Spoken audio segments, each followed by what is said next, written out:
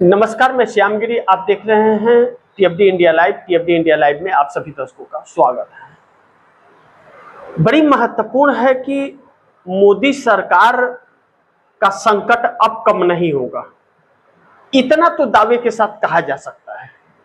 बिहार के अंदर अब लग रहा है कि बिहार के युवा अपनी हक लेकर के छोड़ेंगे और हक की लड़ाई में कदम आगे बढ़ा चुके हैं। बिहार जब कदम आगे बढ़ाता है तो अच्छे अच्छे कदम पीछे खींच लेते हैं। शायद यह बिहार के राजनेताओं को भी अब समझ आ गया है, क्योंकि छात्र आंदोलन अब बिहार में बहुत तेजी से आगे बढ़ रहा है, जो सरकार की रातों की नींद उड़ाए रखा है। सम्राट चौधरी के इस्तीफे और शिक्षा मंत्री के इस्तीफे पे बात अटकी हुई है। सम्राट चौधरी का इस्तीफा सिर्फ छात्र नहीं, जेडीयू के नेता भी चाहते हैं, जिसको लेकर के बगावत और घमासान लगातार होते रहते हैं। लेकिन अब तो नीतीश कुमार की पार्टी और जेडीयू के नेताओं से और मंत्रियों से जवाबदेही मांगी जा रही है।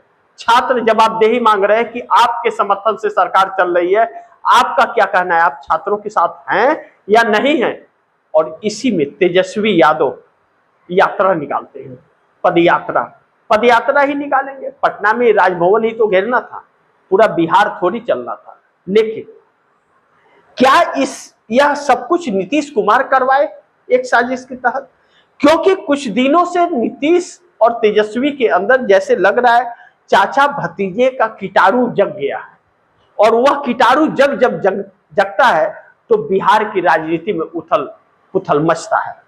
अब नीतीश कुमार तेजस्वी यादव के साथ अगर बंद कमरे में बैठक करेंगे तो चाचा भतीजे की बात तो होगी ही, और चाचा भतीजे की जब भी बात होती है तो पटना से दिल्ली हिलने लगता है, और ऐसा हिलता है कि फिर नरेंद्र मोदी की आंखें चौंधिया जाती हैं।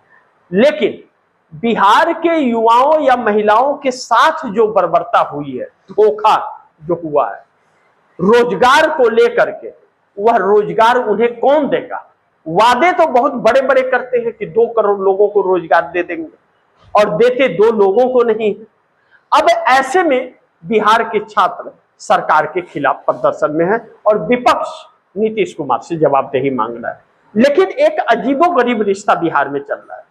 हर व्यथाएं हैं, 10,000 में वोट भी खरीद लिए गए और बाद में लोगों से पैसे भी मांगने लगी थी, और 65 लाख लोगों को वोट डालने से वंचित भी कर दिया था। लेकिन अब लगता है कि बिहार अपने भाग फोड़ने के बाद फिर भाग जगाने की कोशिश कर रहा है। यही कहेंगे? नहीं तो क्या उस वक्त नहीं पता था कि कैसी सरकार है और कैसी चल रही है? लेकिन कहते हैं देर सही दुरुस्त आए।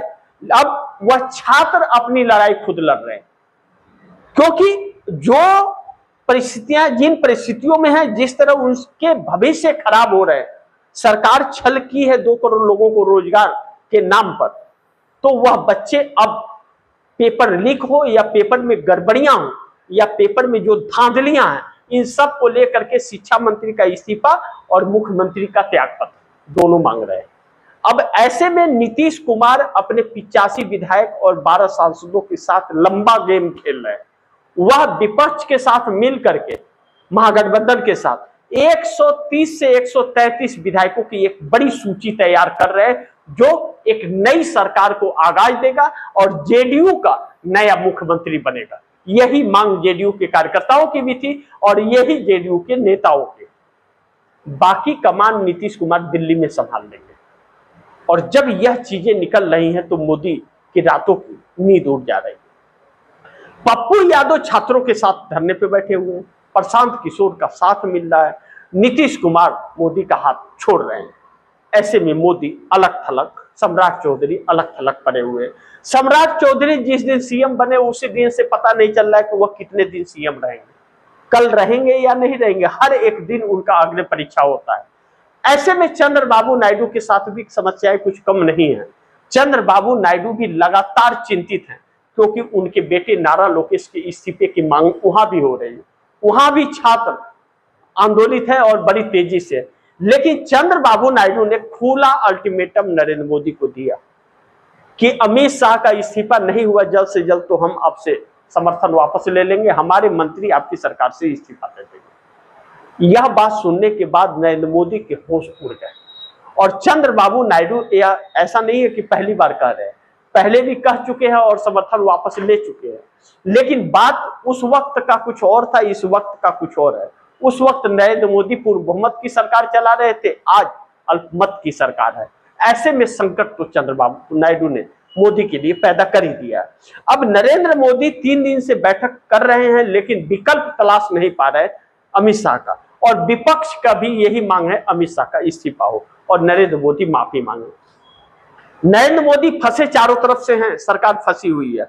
इन सभी मुद्दों के बीच जनता के मुद्दे गायब हो गए हैं कि अच्छे दिन कब आएंगे, क्या यही अच्छे दिन है?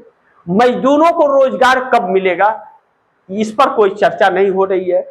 युवाओं को, जो 2 करोड़ युवाओं को हर साल रोजगार देने की बात कर रहे थे, उस पर कोई चर्चा नहीं हो रही है। महंगाई बढ़ रही है, उस पर चर्चा नहीं हो रही है।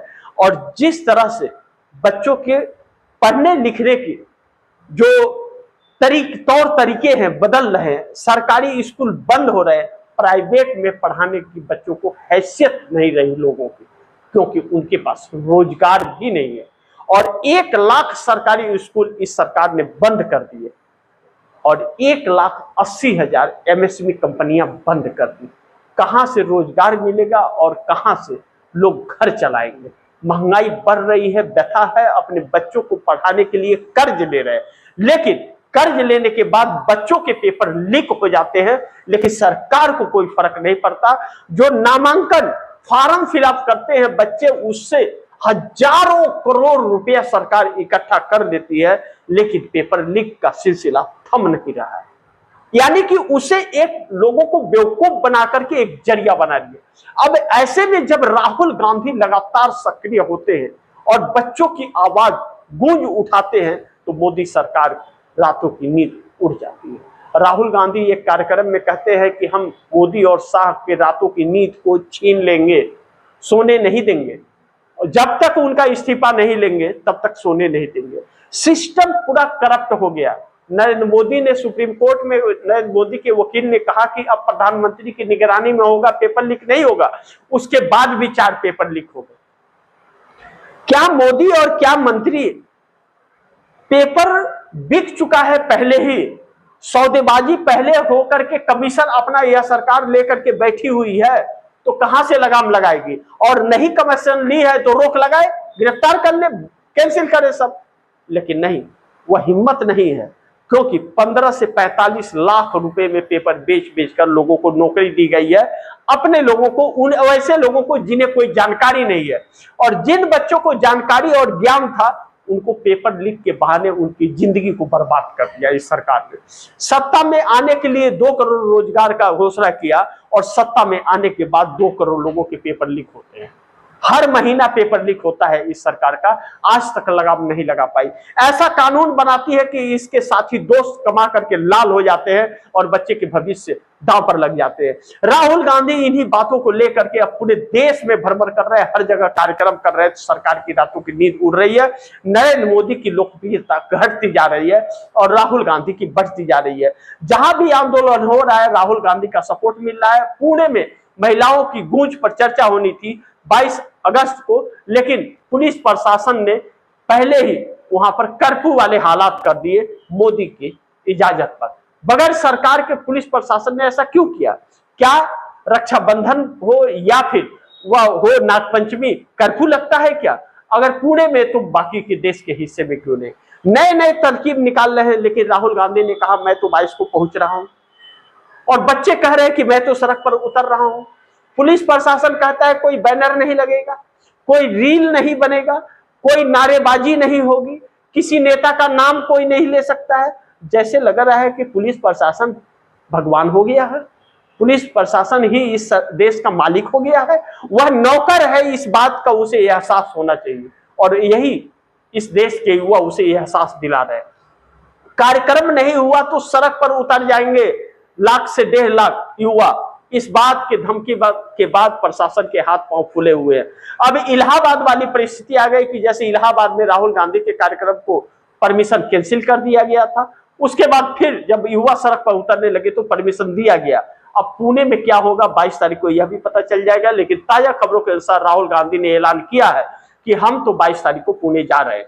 अब ऐसे में नीतीश नायडू जैसे लोग मोदी का साथ 30 सांसद 85 विधायकों के साथ छोड़ने की तैयारी में हैं, क्योंकि साथ नहीं छोड़े तो खुद डूब जाएंगे। ऐसे में नरेंद्र मोदी की सरकार भी हिल रही है, क्योंकि भारतीय जनता पार्टी के लोग भी उनके साथ खड़े नहीं हैं और कोई भी नेता नरेंद्र मोदी के बचाव में आकर के उनके समर्थन में एक भी बयान नहीं दे रहा है। सब वही गालीबाज नेता जो हैं वह उतरे हुए हैं और उनके लिए विपक्ष को गाली देने का काम करते हैं, जिनका कोई वजूद नहीं है, जिसे कोई सुनना नहीं चाहता है। सिर्फ गोदी मीडिया उस प्रोपेगेंडे को दिखाता है, जबकि लोग गोदी मीडिया को देखना बंद कर दिए हैं। नीतीश नायडू को अक्ल आ गई अगर, और नीतीश नायडू ने अभी भी इस देश के रुख को समझ लिया, जो यह देश मोदी का साथ छोड़ रहा है, तो शायद बच जाएंगे, राजनीति बच जाएगी, वरना मोदी के साथ नीतीश नायडू की भी राजनीति दम तोड़ देगी। ऐसे में नीतीश नायडू कभी भी अपना फैसला सुना सकते हैं और नरेंद्र मोदी से समर्थन वापस ले सकते हैं। धमकियां तो दी जा रही हैं, कदम भी आगे बढ़ा चुके हैं, विचार विमर्श भी कर रहे हैं, अब बस फैसले का इंतजार है। देखना यह महत्वपूर्ण होगा, क्या नीतीश नायडू के 33 जो सांसद 30 सांसद हैं वह भारी पड़ेंगे मोदी पर, या मोदी क्या लग रहा है कि राहुल गांधी के नेक इरादे के सामने राहुल गांधी पर भारी पड़ेंगे या राहुल गांधी पड़ेंगे। लेकिन सरकार जाती हुई नजर आ रही है। पीएमओ के अंदर माहौल बिगड़ गया है, कोई भी अधिकारी सूचनाएं आदान प्रदान कर देता है, कंट्रोल मोदी का हट चुका है, पार्टी के ऊपर से, सरकार के ऊपर से, ब्यूरोक्रेसी से कंट्रोल हट गया और लोगों में जो भय मोदी का था वह भय भी खत्म हो गया। सरकार बचेगी या नहीं बचेगी, मोदी 100% नहीं बचेंगे, इस बात से इनकार नहीं किया जा सकता। बाकी आप दर्शक क्या सोचते हैं, आप दर्शकों की क्या राय है, क्या सुझाव है, कमेंट बॉक्स में जरूर दीजिएगा। इस खबर को ज्यादा से ज्यादा शेयर कीजिए, अपने दोस्तों को भी कहिए आगे शेयर करें, और आपने टीएफडी इंडिया लाइव को सब्सक्राइब नहीं किया सब्सक्राइब कर लीजिए, अपने दोस्तों को भी कहिएगा सब्सक्राइब करें। मिलते हैं अगली खबर के साथ, तब तक के लिए नमस्कार।